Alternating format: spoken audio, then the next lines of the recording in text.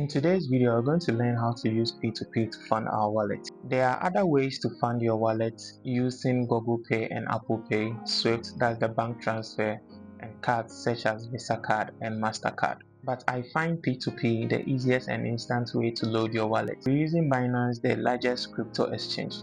P2P, which is peer-to-peer, is a direct contact or exchange between individuals of similar positions or rank. That means people of similar interests. To gain from a project in the crypto ecosystem, you need to fund your wallet and purchase such projects, or you would have to follow an airdrop which comes with tax after tax after tax after tax after tax. In our previous video, we talked about the DTFs, which are crypto indexes, where you just buy one project and you have a bucket full of major tokens. To know more about DTFs, I've left a link in the description which will take you to our previous video. To buy these DTFs, you would need to fund your wallet as said earlier on. So this is where we would use the Binance, that's the largest exchange in the crypto space, to fund our wallet and then be able to buy these projects. So follow, subscribe to know more. Session, we'll talk about how to deposit your Binance account. So to deposit your Binance account, you would need a token so you can transact business with. So most of the time we do load our account or deposit our account with a stable coin, which is the USDT, which is worldly, or it's the leading stable coin on the market cap chart. So for you to do that, you first go to deposit and you choose P2P. So to understand what P2P is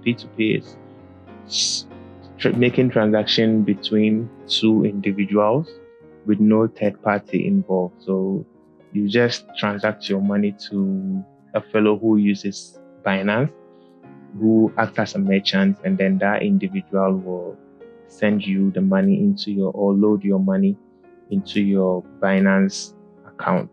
So to do that, most of the time when you come here, you would find out that the currency selector might be on ADE.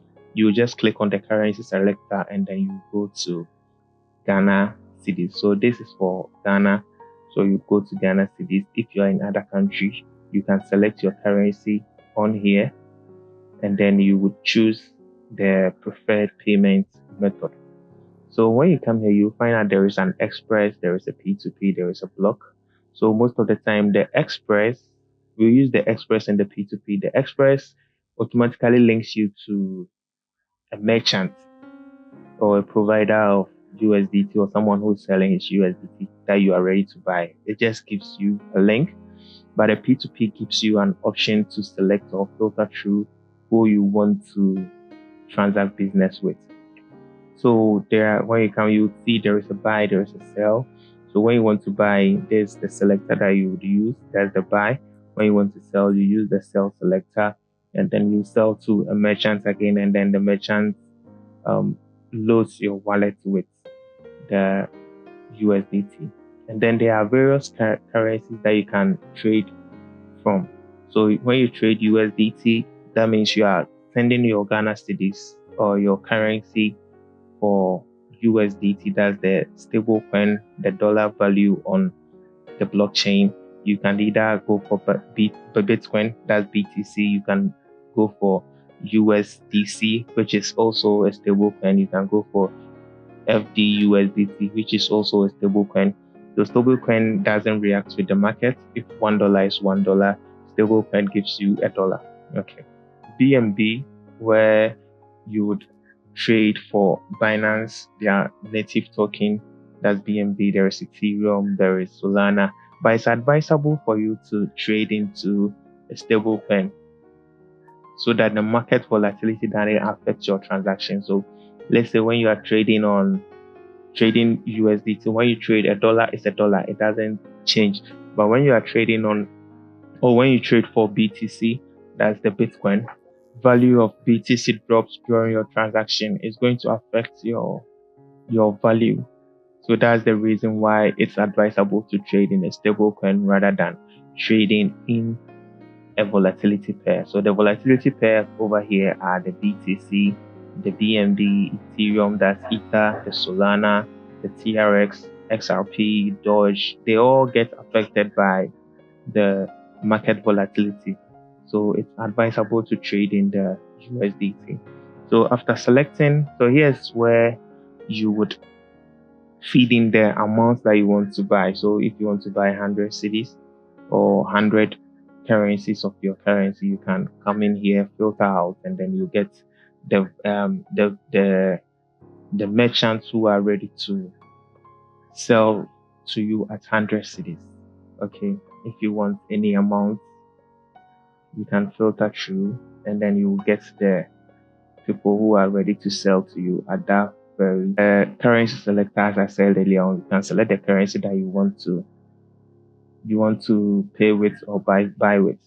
And then there is the payment option where you can select all the payment options. There are bank options, there are Momo or mobile transaction options. So we have MTN mobile money, Momo, Telecel. These are for the Ghanaian country. So this is for Ghana. And if you change the currency, the payment options you can change. So you can use mobile money, Telecel.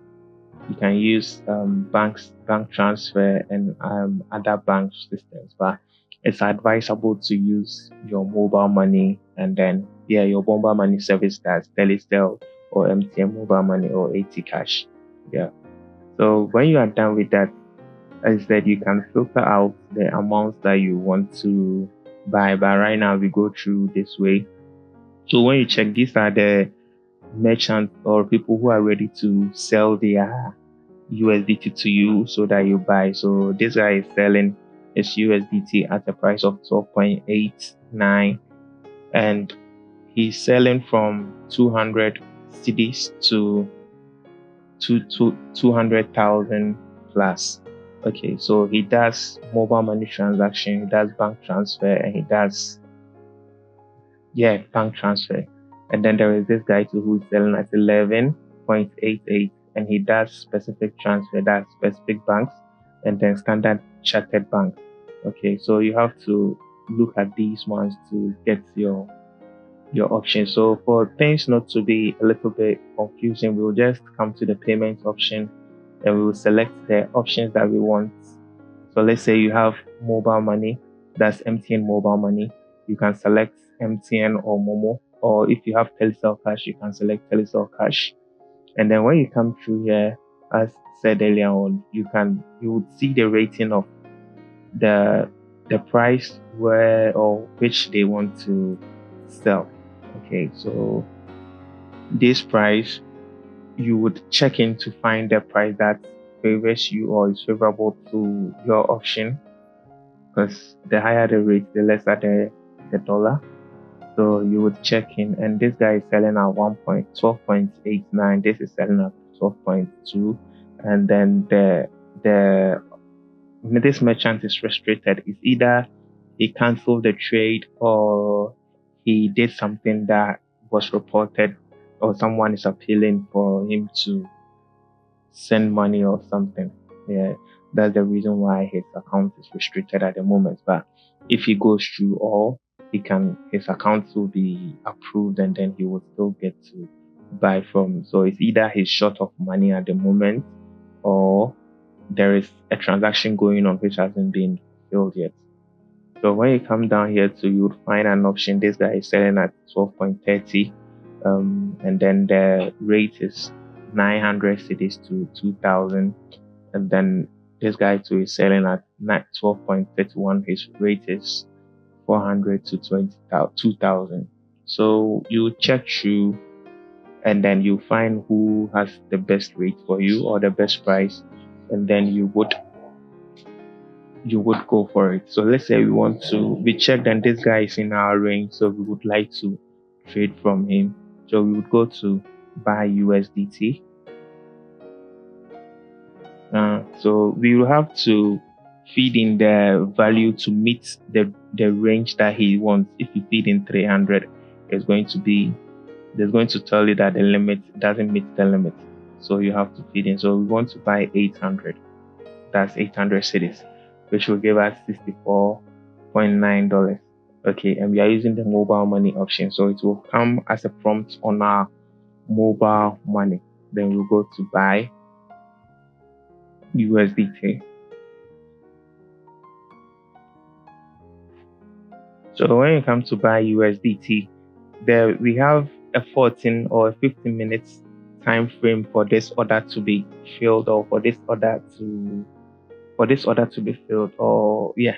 So after the 14 minutes is over, if the transaction hasn't been filled, the transaction will be expired and they'll reverse everything that happens.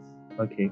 So these are the forms or the other forms that has been created. So it calls out the name, the amount, and then every other thing. But there is this chat option here which you need to read.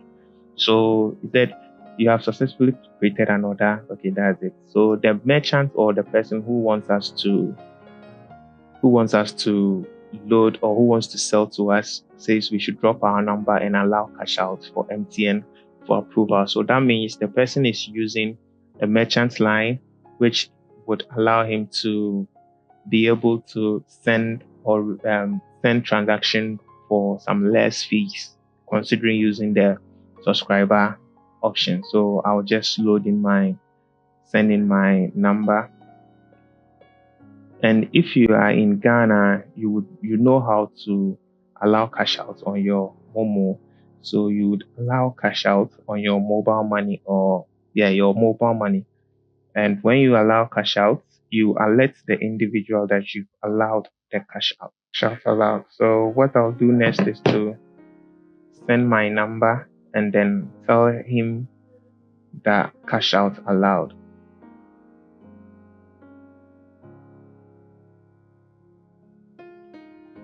So I send this, and now I wait for a prompt on my phone to know that the person has gotten the message and is ready to execute the transaction. A few moments later, the pop-ups come, and then I send in my PIN, and then I confirm, and then the transaction is over. So now, when the transaction is true, I'll have to confirm that I've made the transaction. So then I would have to notify the seller. They would need my verification for the transaction. So that would be the mobile money message. So I'll just screenshot it from my account. That's if you are using the phone, you can just send a screenshot from your message, and then you send it over to him. You have to load an evidence that the transaction has been done. So I just click on upload. So this is from the laptop.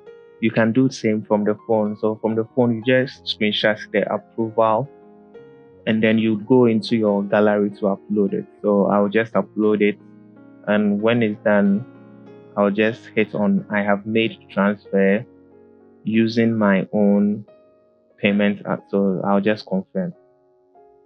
So when I confirm, now we would wait for the merchant or the person selling to approve that we've done the transaction, that he has received the money. When you are done, sometimes you can come through the chat and they're just telling that you have done, but it's taking a little bit time for the message to load. That's the image, and don't know why, but it's taken quite a lot of time for the message to load. It should have been done by now. So let's see.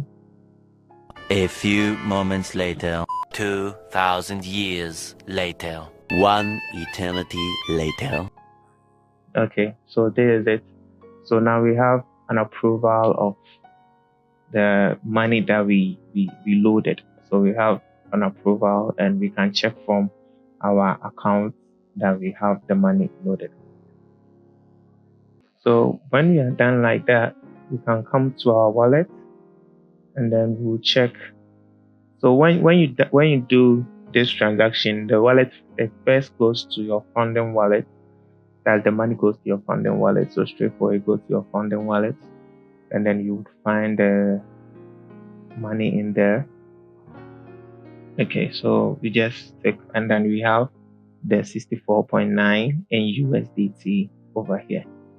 Okay, so this is how you get to load your wallet.